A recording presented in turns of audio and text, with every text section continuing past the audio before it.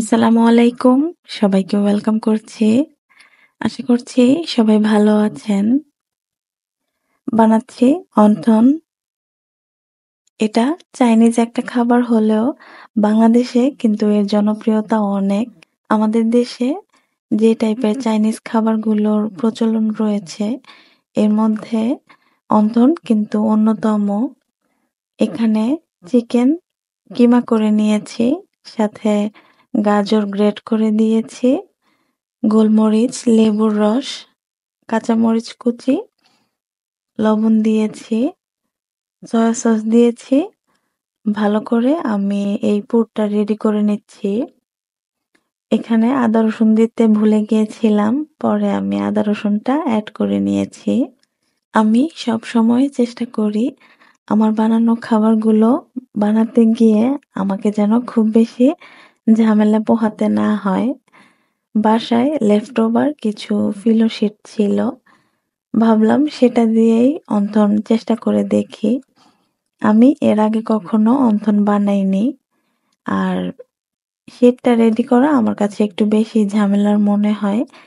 এজন্য আমি এই ফিলো শিটের প্যাকেটটা বাসায় এনে রাখি। দেখা যায় যে কোনো সময় ঝটপট স্প্রিং রোলটা বানিয়ে ফেলা যায়।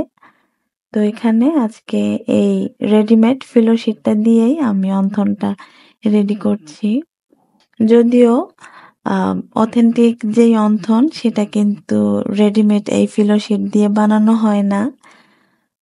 আটা অথবা ময়দা দিয়ে শিটটা রেডি করা হয়। তো যাই হোক, আমার রান্না, আমার পদ্ধতি।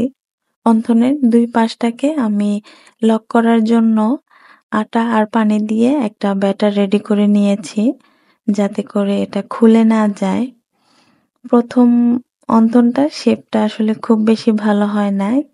যেহেতু বলেছি যে আমি আগে আর কখনো বানাইনি। তো ১টা একটু এলোমেলো হয়েছে। কিন্তু পরেরগুলো মাশাআল্লাহ খুব সুন্দর হয়েছে। আমার নিজেরই দেখতে অনেক ভালো লেগেছে। সাধারণত রেগুলার টাইপের যে অন্থনগুলো থাকে সেগুলো কিন্তু সাইজে আরো অনেক বড় হয়ে থাকে।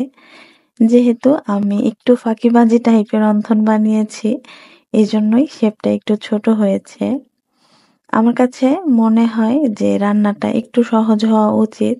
না হলে আসলে উম সবার এত ধরনের রান্না করতে মন চাইবে না।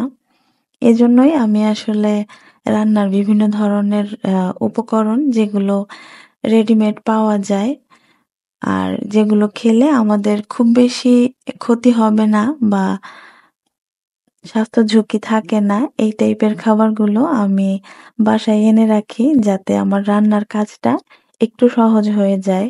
সবগুলো অন্থন আমি গরম তেলের মধ্যে ভালো করে ভেজে নিয়েছি। ভিডিওটা ভালো লাগলে শেয়ার করবেন।